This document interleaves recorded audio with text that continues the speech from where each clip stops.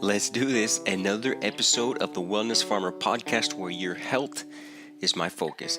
I take what has become too complex and help you by simply focusing on where health is found inside of you. How do we empower ourselves to feel our best? With chiropractic care, eating nutrient-dense food grown on fertile soil without chemicals, adequate movement, and natural internal dialogue. And on this podcast, I put emphasis on growing your own food and storing it using the permaculture and modern survivalism lifestyles. And on today's episode, episode 200, I am talking about the opposite of consuming nutrient-dense food. I'm talking about fasting, or in other words, not eating nutrient-dense food. Today I talk about my experience and thoughts about my first 5-day fast and why I think it is a good idea to fast, not only for better physical health, but also emotional and spiritual health. Enjoy, and I really can't believe we're on episode 200. We made it to episode 200. So thanks for all your support and helping me get the word out about health, not symptom relief, but health. And to celebrate, I'm going to give away a 45-minute call where you can ask me any question about how I can help you personally reach your health potential. And all you have to do to win is be the 12th person to send me an email with the subject line, Happy 200th episode. That's all you have to do. So go to your email box, write me an email.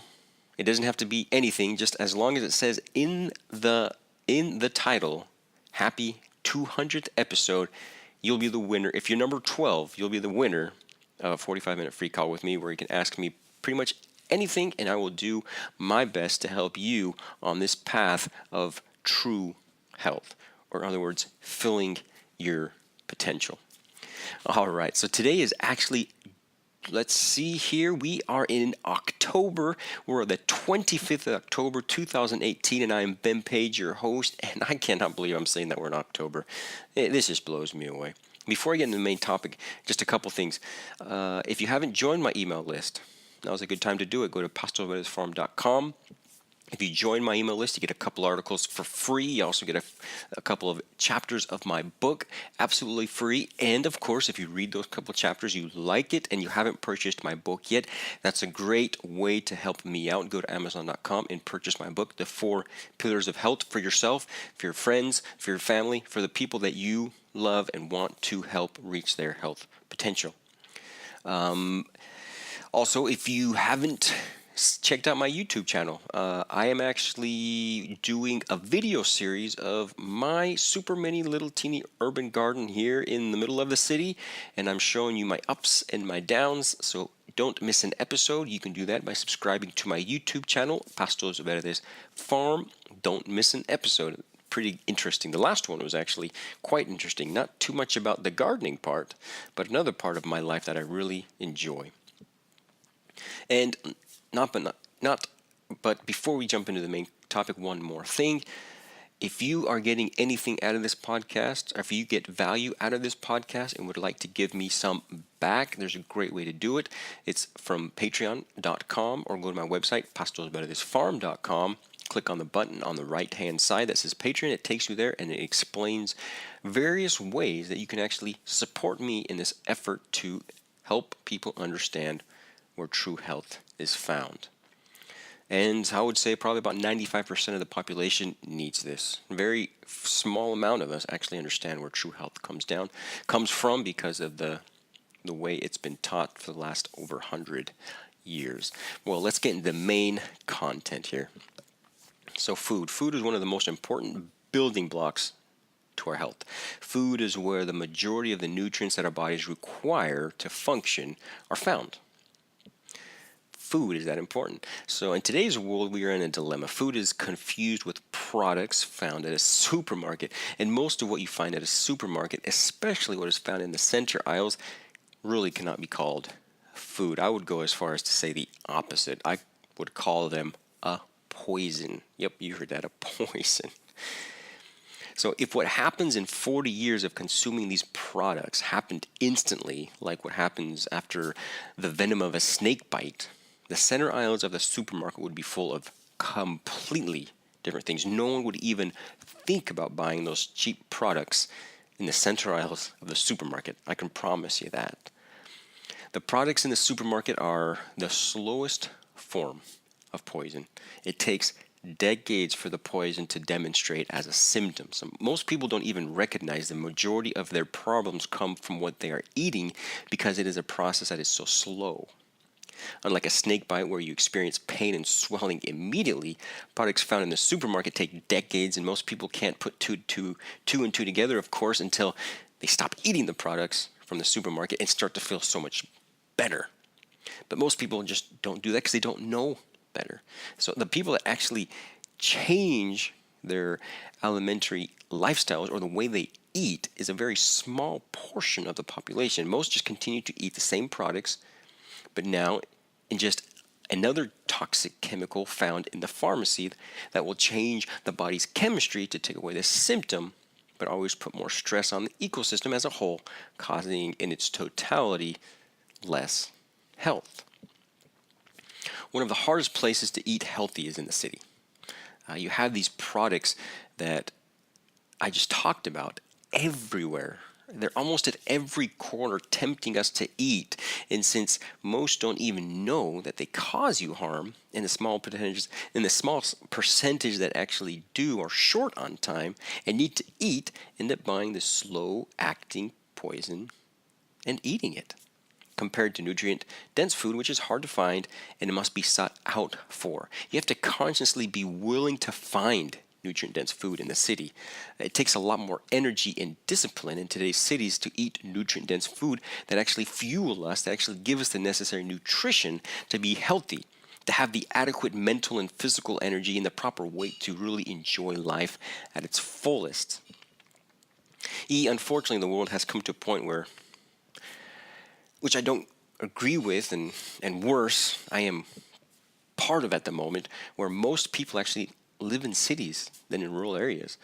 I'm not 100% sure, but I think last year, 2 years ago, the last country in the world to pass the 50% mark of citizens that actually live in the cities was the United States of America. So I believe now that more than 50% of Americans also now live in cities, and I think that was the last country. So now more than 50% of the population of every country in the world are living in cities.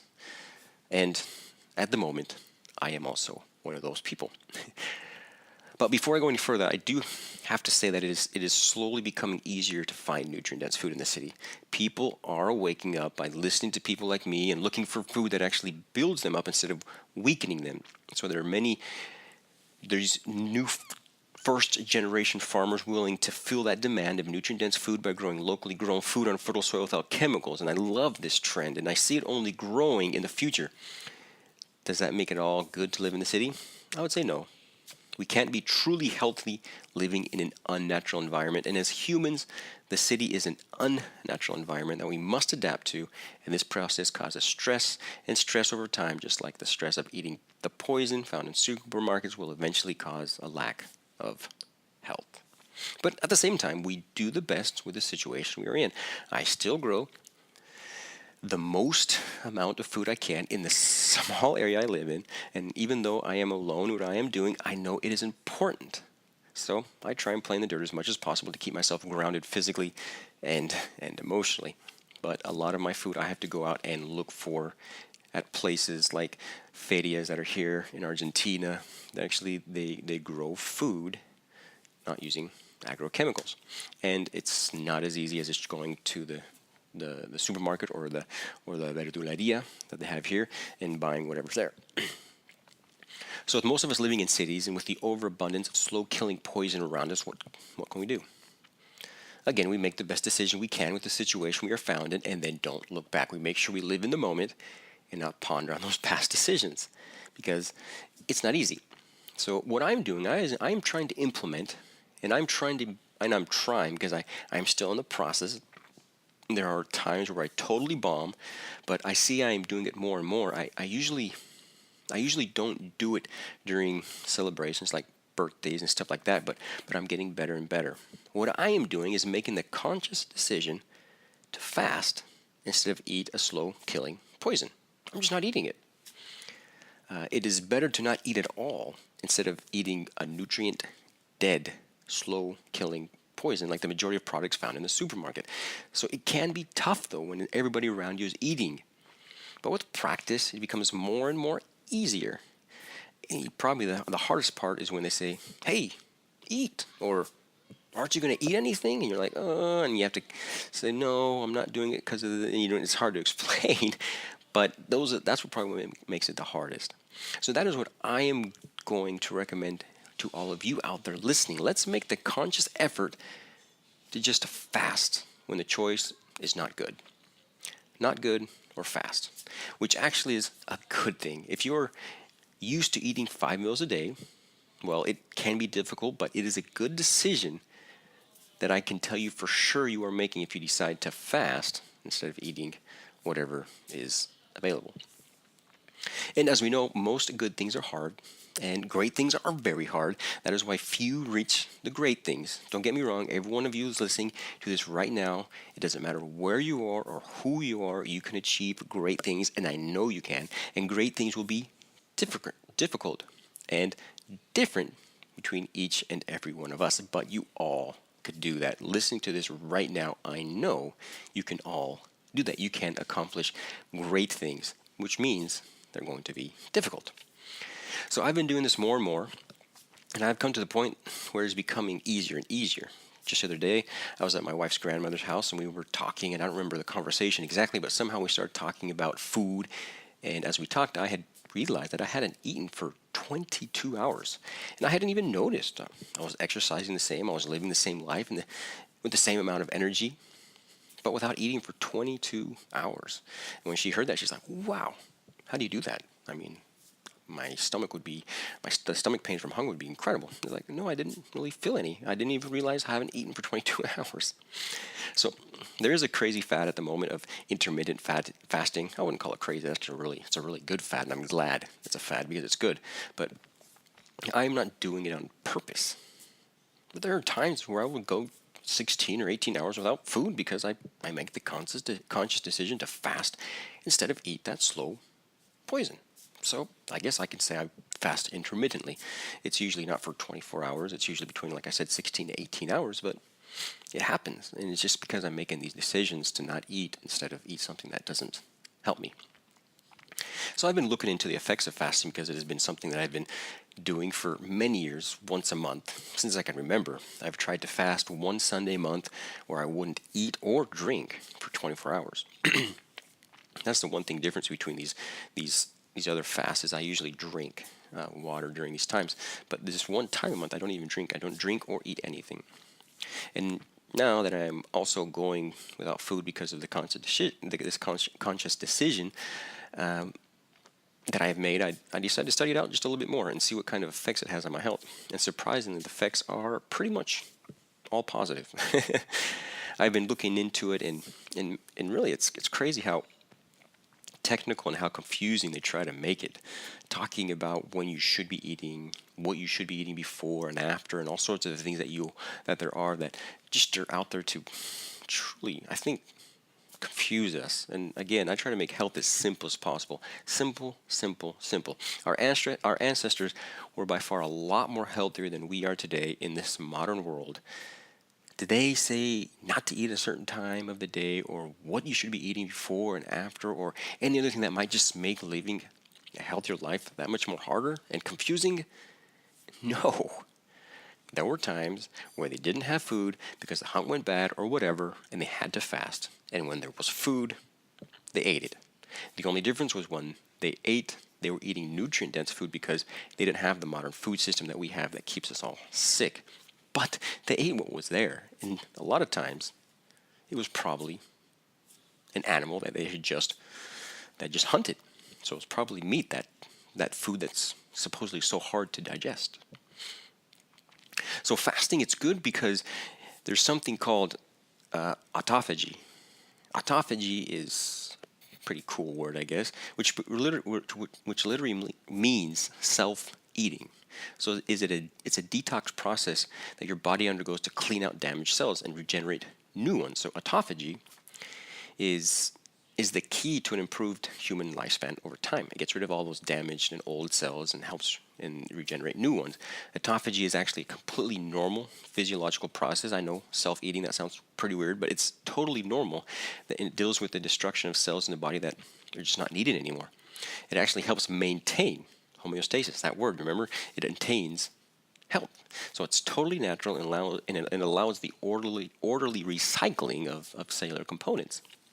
So with a proper cleansing at the cellular level, what we can see is reduction in pretty much every metabolic disease. Like cancer will go down, we'll age slower, we'll have a stronger immune system, we'll have better mental performance, we'll also see a reduction in the risk of diabetes, cardiovascular disease, and improved blood sugar regulation. Or in other words, like I said at the very beginning, pretty much a decrease in all metabolic problems, which is crisis in today's world. The majority of the problems today are metabolic. So if that is enough, it actually helps us build mental resilience by overcoming a challenge. Fasting is a challenge for most people, and if we can show ourselves that we can overcome that type of challenge, it gives us the courage to meet and overcome other challenges. Most people, I tell them 24 hours, like, no way. There's no way I could not eat for 24 hours. So it actually gives us something to overcome, and once we overcome it, it makes the next challenge that much easier. So when we do something we think will be difficult and we are able to overcome and triumph, we realize in many instances that it wasn't that difficult at all, and it was more of a mental game. And as Seneca says, a Stoic philosopher, is that what one used to dread? And it becomes relevant that it's not that difficult if we just do it. So I've learned to enjoy Seneca. He's a Stoic philosopher, and he has said some pretty interesting things that can help us in life. Like, one of the things was, set aside now and then a number of days during which you will be content with the plainest of food and very little of it, and with rough, coarse clothing, and will ask yourself, is this what one used to dread? Is it really that bad? It's kind of like a lot of people with me, and when I tell them I take cold showers, it's like, what? How do you take cold showers? So I take cold showers the majority of the time, not always, but the majority of the time. I do always end my shower with cold water, but sometimes I just take completely cold showers outside. I remember when my brother came and visited me here, he's like, you take showers out here? I mean, that's weird. I was like, yeah, I take showers out here. But not only because of the benefits, there's lots of benefits of taking cold showers, health-wise, and I've actually did a whole podcast on it. You can check that out. But it's also to help me not to complain if someday I just don't have hot water. I've learned to take showers in cold water, and it doesn't matter. I can take one in cold water, hot water, doesn't matter. I can take a shower in cold water. How many people could say that they'd be very uncomfortable taking a shower in cold water? To me, it doesn't even bother me. So is that what one used to dread? Get over, do it, and realize that it's not really that bad. Another great quote by Seneca is, hold fast, then, to the sound and wholesome rule of life, that you indulge the body only so far as is needful for good health. The body should be treated more rigorously, that is, that it may not be disobedient to the mind. Eat merely to relieve your hunger, drink merely to quench your thirst, dress merely to keep out the cold, house yourself merely as a protection against personal discomfort. It matters little whether the house is built of turf or of variously colored imported marble. Understand that a man is sheltered just as well by a thatch as by a roof of gold. Despise everything that useless toil creates as an ornament and an object of beauty, and reflect that nothing except the soul is worthy of wonder. For to the soul, if it be great, naught is great. So, as I continued to study about the benefits of a fast and how in longer fasts the amount of cellular cleanup can be a lot more, I decided to take on a challenge and see how I would feel and see how difficult it actually was. Was, because it's been done. I took on the quote that the body should be treated more rigorously, that it may not be disobedient to the mind. I took on the challenge of a 5-day fast to show myself that it isn't that bad. If I could overcome 5 days without food, other more difficult projects wouldn't seem as difficult, I thought. I believe we should all experience extremes, of course, within the limits of health, but I believe it's an important tool to learn about ourselves. It helps us build our strengths and become aware of our weaknesses. It also helps us appreciate what we have a lot more. It helps us to be more grateful.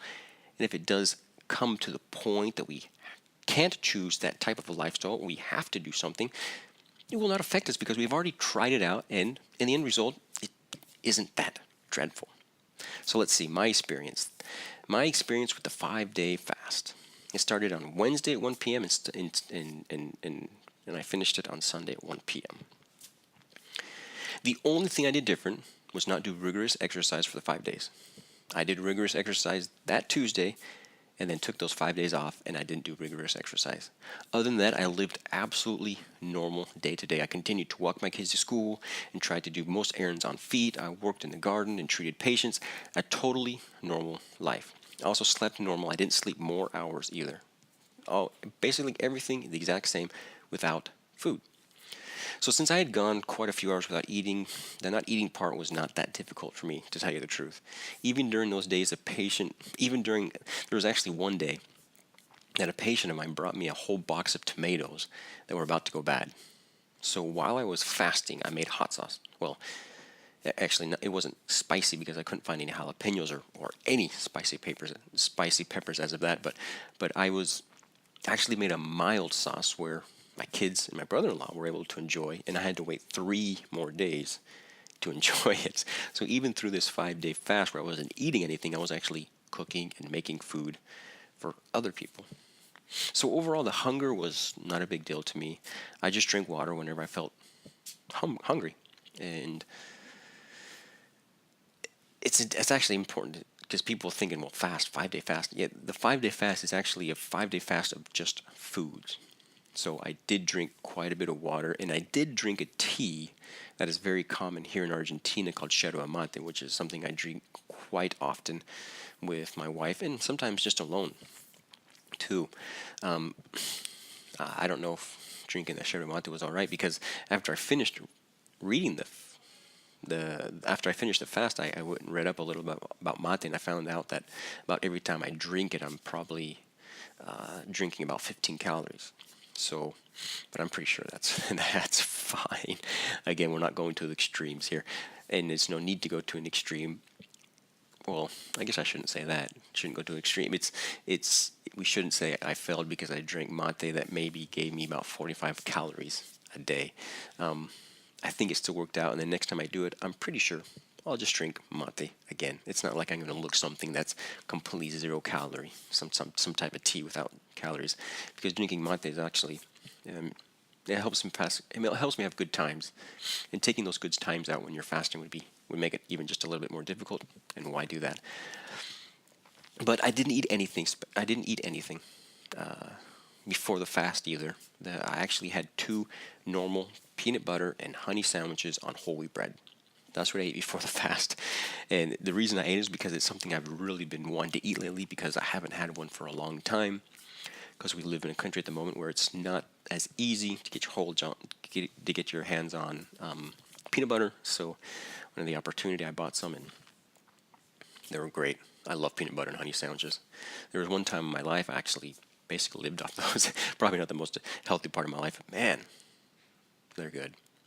So during the fast, I was hoping to start to feel more sharpness in thought, because I had read in other stories that sharpness in thought is what a lot of people started to feel, or being able to focus more, where they were able to feel that during the fast. So I was hoping to be able to focus better as the days went on, and I just didn't really feel it. I didn't feel more focused, and I even kept some projects at the end to kind of help me try it and be focused and become a lot more sharp in what I'm trying to get done. But in my experience, it didn't happen. I didn't, even on the last 2 days when the majority of people say when they could really feel more focused, and it didn't really happen. It's kind of a bummer because I really wanted that to happen, and I didn't really recognize it. I mean, maybe it did happen. Maybe I just didn't realize. But feeling that mental acuteness, to me, I didn't really feel it. And if I did, it was really, really mild. Physically, I would say maybe on day 3 I felt a little weak, but never lightheaded. I was able to accomplish all things without getting even fatigued. Of course, I wasn't doing rigorous exercise. But one thing I did feel was I started to feel my heartbeat just a little bit stronger. I remember feeling my heartbeat just a little bit stronger, and even more when I was in bed. When I was in bed, I could really feel my heart. It felt like it was beating a lot stronger. And that was basically the only change physically. And my pulse is normally low, so the average pulse is between 60 and 90, and my average pulse is about 55. But during the fast, it actually got to the point where I don't know if this is the whole time, but because I only checked it once. It wasn't like I was actually checking it daily, but I checked my pulse once just to see what it was like because I did notice that my heart was pumping a little harder, and it actually was at 48. So it felt like it was pumping stronger, and actually the it was slower too, so stronger and slower. But that was pretty much the only changes I felt physically.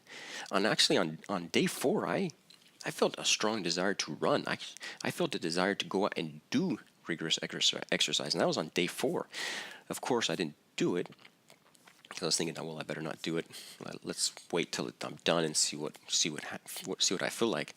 But I actually felt better physically, and I actually had a desire to go out and run. I remember walking with my brother-in-law and saying, "Man, I want to go run." He was like, "You're crazy." It's like, "Yeah, I want to go out and run." So what can I say is that it is definitely doable, and anybody can do it. So I know there are people out there saying, "No, I have to do this, I have to do that, but I can't."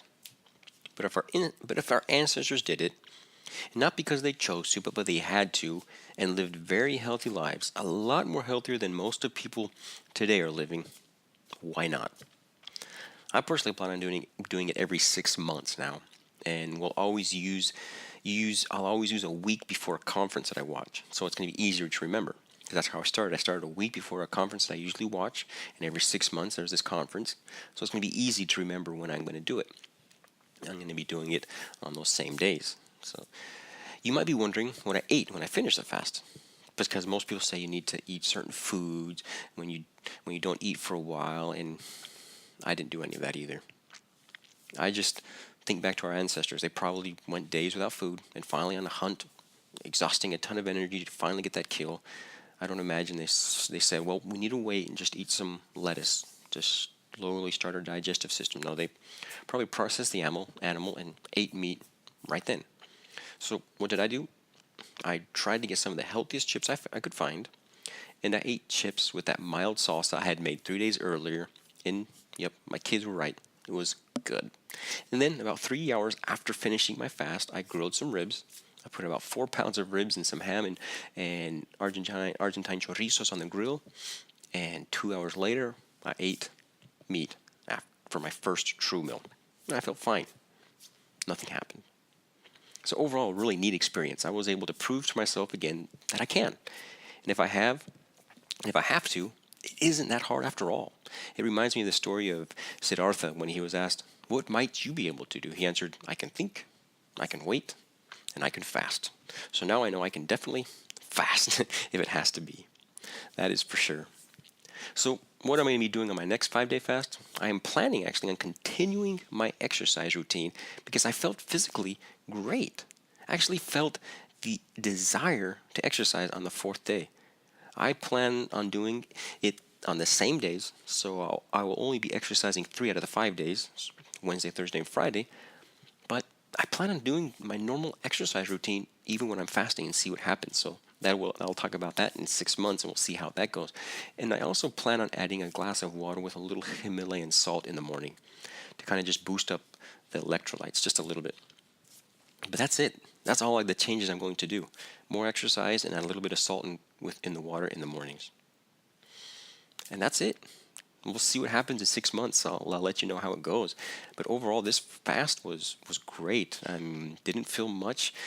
Didn't even feel that much hunger pains. They didn't get any worse as the days went on. Actually, they got less as the days went on. A good experience, and it's definitely doable. So it's not just eating nutrient-dense food, but it's also making the decision to fast instead of eating what I read online as crap. C for carbonated drinks, R for refined sugars, A for artificial foods, and P for processed foods. It's a lot better that we fast instead of eating that stuff. Fasting has its benefits, and I recommend it as a lifestyle as I am implementing it in mine. And if we combine fasting with nutrient-dense food, I can promise you that you'll be living your lives just a little bit better, one episode at a time. But don't stop there. If you like this episode and feel it can help someone you know, share it with them so we can all live our lives just a little better, one episode at a time.